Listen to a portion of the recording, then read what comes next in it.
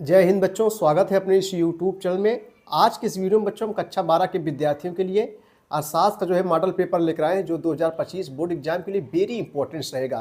देखो बच्चों, ऐसे पेपर सेम आपको मिलेगा। सबसे पहले आपको अनुक्रम लिखना है, उसके बाद नाम लिखना है अपना, उसके बाद संकेत डालना है आपको। समय मिलेंगे 3 घंटे 15 मिनट और पूर्णांक जो रहेगा 100 अंकों का रहेगा। और सभी प्रश्न बच्चों अनिवार्य रहेंगे निर्देश में। और प्रारंभ के 15 मिनट परीक्षार्थियों को प्रश्न पत्र पढ़ने के लिए जो है निर्धारित है। तो चलिए देर न करते हुए सबसे पहले हम लोग बहुविकल्पी प्रश्नों को देखेंगे, जो एक एक नंबर को रहता है बहुविकल्पी प्रश्न। पहला क्वेश्चन है आपके सामने है कि दुर्लभ साधनों के प्रयोग होते हैं, वैकल्पिक, सीमित, निश्चित, शून्य। तो पहला का सही जवाब दोस्तों जो है क्या हो जाएगा, बी हो जाएगा, सीमित हो जाएगा। यानी दुर्लभ साधनों के प्रयोग सीमित होते हैं, यहाँ सीमित भरा जाएगा। दूसरा क्वेश्चन है उदासीन वक्र विश्लेषण किसने प्रतिपादित किया, मार्शल ने, पीगू ने, हिक्स ने, रॉबिन्स ने। तो दो का सही जवाब जो सी हो जाएगा, हिक्स ने। सही जवाब जो है सी हो जाएगा। यानी उदासीन वक्र विश्लेषण किसने प्रतिपादित किया, हिक्स ने। अगला क्वेश्चन है औसत लागत वक्र का आकार होता है। औसत लागत वक्र, यहाँ वक्र होना चाहिए बच्चों, वक्र का जो है आकार होता है ए आकार का, यू आकार का, क्षैतिज सिरा, ऊर्ध्व रेखा। तो सही जवाब बच्चों बी हो जाएगा, जो है यू आकार का होता है। कैसे होता है बच्चों, यू आकार का। अगला क्वेश्चन है पूर्ण प्रतियोगिता बाजार में वस्तु की कीमत कौन निर्धारित करता है। पूर्ण प्रतियोगिता में बाजार में वस्तु की कीमत कौन निर्धारित करता है, उपभोक्ता, उत्पादक, सरकार की मांग और आपूर्ति की शक्तियाँ। तो 4 का सही जवाब जो है क्या हो जाएगा, डी हो जाएगा, सरकार की मांग और आपूर्ति की जो है शक्तियाँ। सही जवाब बच्चों डी हो जाएगा। निम्नांकित में से उत्पादन बंद होने पर कौन सी लागत शून्य हो जाती है, सीमांत लागत, स्थिर लागत, औसत लागत, परिवर्तनशील लागत। तो 5 का सही जवाब बच्चों बी हो जाएगा, स्थिर लागत। सही जवाब जो है बी हो जाएगा। भारत में राष्ट्रीय आय का आकलन किसके द्वारा जो है किया जाता है। भारत में देखो बच्चों, एक कंप्यूटर में बहुत क्वेश्चन पूछा जाता है। भारत में राष्ट्रीय आय का आकलन किसके द्वारा किया जाता है, वित्त मंत्रालय, भारतीय रिजर्व बैंक, राष्ट्रीय प्रतिदत्त सर्वेक्षण संगठन, केंद्रीय सांख्यिकी संगठन। तो सही जवाब जो है बी हो जाएगा, केंद्रीय सांख्यिकी संगठन। भारत में नवंबर 2016 में 500 तथा 1000 के नोटों का विमुद्रीकरण किसने किया, विश्व बैंक ने, भारत सरकार ने, सुप्रीम कोर्ट ने, व्यावसायिक बैंकों ने।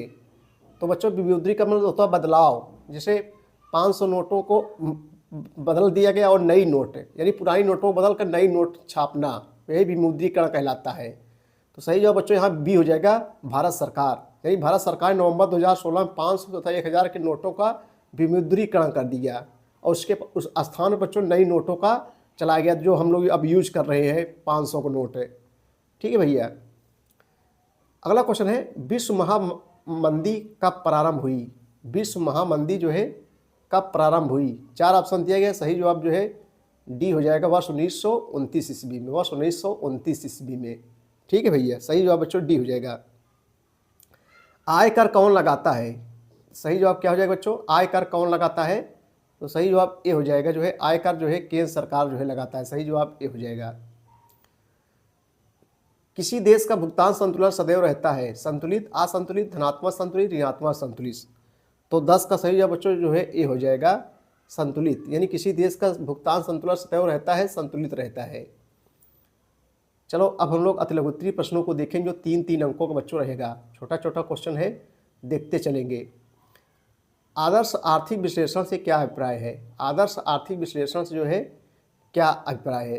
तो आइए इसका उत्तर हम लोग देखेंगे। देखो आदर्शात्मक अर्थशास्त्र के अंतर्गत बच्चों आर्थिक समस्याओं का अध्ययन किया कर वस्तु की स्थिति, कारणों व परिणामों के साथ सुझाव एक आदर्श स्थिति को परिभाषित किया जाता है। इसका संबंध क्या होना चाहिए से होता है, क्या होना चाहिए से होता है। ठीक है। सीमांत उपयोगिता को परिभाषित कीजिए। सीमांत उपयोगिता को परिभाषित कीजिए। आइए इसका उत्तर हम लोग देखते हैं। सीमांत उपयोगिता को परिभाषित कीजिए। तो उत्तर होगा उपभोक्ता द्वारा किसी वस्तु के निरंतर उपभोग के प्रत्येक एक इकाई के बाद अगली इकाई की उपयोगिता हो जाती है, अतः उपभोग की गई इकाइयों में अंतिम इकाइयों को सीमांत इकाई कहा जाता है, तथा इस सीमांत इकाई के उपभोग से जो तुष्ट गुण प्राप्त होता है उसे सीमांत तिष्ट गुण या उपयोगिता कहते हैं। सीमांत उपयोगिता का बच्चों सूत्र निम्न होता है। सीमांत उपयोगिता सूत्र क्या होता है, एन यू बराबर टी यू और नीचे बच्चों एन रहेगा माइनस टी यू उसके बाद में नीचे एन माइनस 1। ठीक भैया, चलिए अगला क्वेश्चन बच्चों देखेंगे हम लोग। उत्पादन की स्थिर लागत से क्या अभिप्राय है? तो स्थिर लागत वह लागत है जिसकी कुल राशि अल्पकाल में, अल्प माने जो है थोड़ा होता है, अल्पकाल में उत्पादन की मात्रा में परिवर्तन होने पर भी पूर्णतः अपरिवर्तित रहती है, जैसे फैक्ट्री, भवन का किराया आदि। अगला क्वेश्चन देखेंगे हम लोग। उत्पादनकर्ता के संतुलन से जो है क्या आशय है? उत्पादनकर्ता के संतुलन से जो है क्या आशय है? तो उत्पादनकर्ता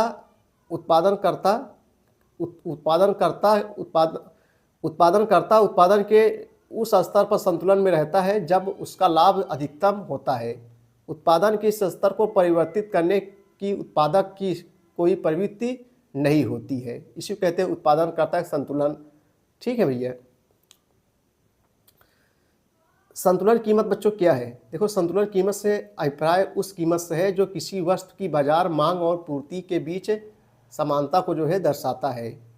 संतुलन कीमत से अभिप्राय उस कीमत से है जो किसी वस्तु की बाजार मांग और पूर्ति के बीच समानता को जो है दर्शाता है।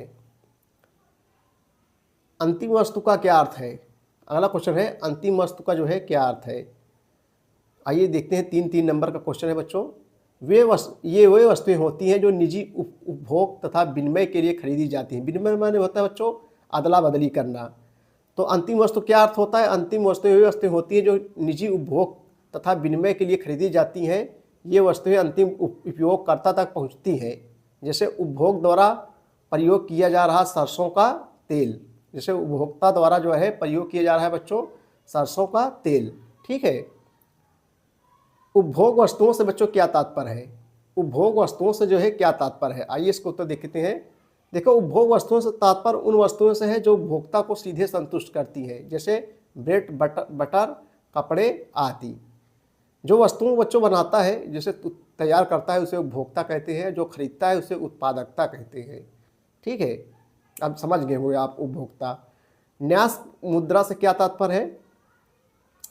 तो न्यास मुद्रा, आइए इसका उत्तर हम लोग देखते हैं। वह मुद्रा जो विनिमय के माध्यम के रूप में स्वीकार की जाती है न्यास मुद्रा कहलाती है। विनिमय बच्चों आप लोग जान गए, विनिमय अदला बदली।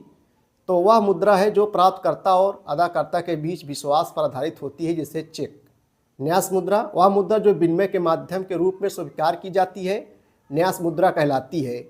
यह वह मुद्रा है जो प्राप्तकर्ता और अदाकर्ता के बीच विश्वास पर जो है आधारित होती है, जैसे चेक।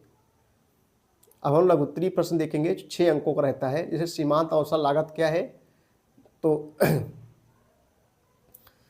तो बच्चों सीमांत औसत लागत क्या है? तो सीमांत उत्पादन संभावना क्या है? अथवा आइए इसको उत्तर हम लोग देख लेते हैं। देखो, एक वस्तु की अतिरिक्त इकाई का उत्पादन करने हेतु दूसरी वस्तु के उत्पादन को कितना काम करना है, यह सीमांत उत्पादन संभावना द्वारा निर्धारित किया जाता है। इसे सीमांत अवसर लागत भी कहा जाता है। इसकी गणना बच्चों निम्न प्रकार की जा सकती है। सीमांत अवसर लागत बराबर क्या होता है? एक वस्तु की इकाई में की गई कमी बटे दूसरी वस्तु की इकाई में बढ़ोतरी। ठीक है, एक वस्तु की इकाई में की गई कमी और उसके बाद दूसरी वस्तु की इकाई में बढ़ोतरी। केंद्रीकृत योजनाबद्ध अर्थव्यवस्था क्या है?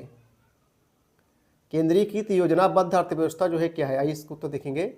अथवा एक केंद्रीकृत योजनाबद्ध अर्थव्यवस्था से आप क्या समझते हैं? तो केंद्रीकृत योजनाबद्ध अर्थव्यवस्था के अंतर्गत योजनाबद्ध होना चाहिए बच्चों, यहाँ जो है बद्ध है। योजनाबद्ध अंतर्गत अर्थव्यवस्था के सभी महत्वपूर्ण कार्य जैसे उत्पादन, विनिमय, उपभोग आदि की जो है योजना सरकार या एक केंद्रीय संस्था द्वारा बनाई जाती है। सरकार अथवा केंद्रीय सत्ता संसाधनों के ऐसे प्रयोग को जो है सुनिश्चित करने का प्रयास करती है जो पूरे समाज के हित में हो। उदाहरण के लिए यदि शिक्षा या विद्यालय की कमी पाई जाती है तो सरकार निजी स्तर पर उनकी स्थापना के लिए लोगों को जो है प्रेरित कर सकती है अथवा खुद ही विद्यालय खोलने का निर्णय कर सकती है। आज के युग में बच्चों सामान्यतः ऐसी अर्थव्यवस्था नहीं पाई जाती। चीन इसका एक जो है उदाहरण है। अगला क्वेश्चन है, मांग का अर्थ एवं परिभाषा बताते हुए मांग के किन्हीं 4 प्रकारों को जो है बताइए। तो मांग का अर्थ एवं परिभाषा है डाल लेंगे, उसके बाद लिखेंगे किसी वस्तु की वह मात्रा जिसे एक मात्रा है होना चाहिए, मात्रा जिसे एक उपभोक्ता वस्तु कीमत एवं अपनी रुचियां एवं अनादिमानों को ध्यान में रखते हुए खरीदने का तत्पर हो, वस्तु की मांग कहलाती है।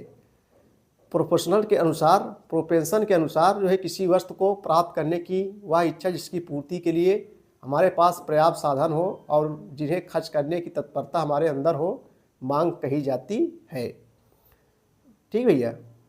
मांग के प्रकार, मांग निम्नलिखित प्रकार के होते हैं। नंबर 1, व्यक्तिगत मांग। जब किसी एक उपभोक्ता द्वारा किसी वस्तु या सेवा के लिए मांग की जाती है तो ऐसी मांग को बच्चों व्यक्तिगत मांग कहते हैं।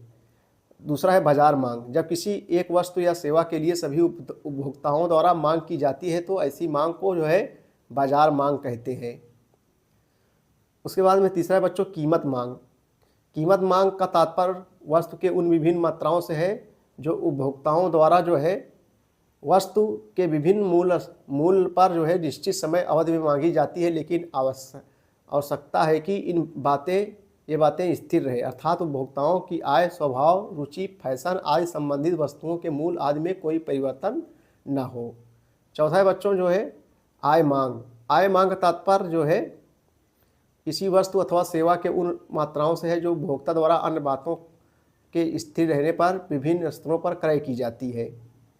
सीमांत दृष्टि गुण ह्रास नियम की मान्यताओं व अपवाद सीमाओं पर जो है प्रकाश डालिए। देखो ये भी 6 नंबर का है। तो आइए इसको सीमांत दृष्टि गुण ह्रास, देखो गुण है, गुण ह्रास नियम की मान्यताएं अर्थशास्त्र के उन नियमों के समान सीमांत दृष्टि गुण ह्रास नियम भी कुछ मान्यताओं पर आधारित हैं जो निम्नलिखित है। नंबर 1, वस्तु की समस्त इकाइयाँ गुण में समान होनी चाहिए। उपभोग की जाने वाली वस्तुओं का समस्त इकाइयाँ गुण में समान होनी चाहिए। इसके गुण में असमानता की स्थिति में यह नियम लागू नहीं होगा। नंबर 2, वस्तु की इकाइयाँ का उपयोग निरंतर होना चाहिए। वस्तु की सभी इकाइयों का उपयोग निरंतर एक समय पर बिना किसी समय अंतराल के होना चाहिए। उपभोग में समय का अंतराल होने पर यह नियम क्रियाशील नहीं होगा। नंबर 3, वस्तु की इकाइयों का परिणाम समान होना चाहिए। इस नियम के क्रियाशील होने के लिए एक आवश्यक है कि उपभोग की जाने वाली वस्तुओं के प्रत्येक इकाई का आकार एक समान होना चाहिए। उसके बाद बच्चों दीर्घोत्तरीय प्रश्न होता है 10 अंकों का, जहां अथवा लगा है। जैसे एक वस्तु की मांग वक्र बाएं से दाएं नीचे की ओर क्यों झुकती है। समानता किसी वस्तु की कीमत तथा उसकी मांगी गई मात्रा में ऋणात्मक संबंध होता है, इसका कारण बताइए। मांग के नियम का चित्र सही समझाते हुए मांग परिवर्तन एवं की गई मात्रा का अंतर बताइए। 10 नंबर का है। अथवा, जहाँ भी अथवा लग जाए बच्चों जो है 2 में से एक आपको करना है। ठीक है।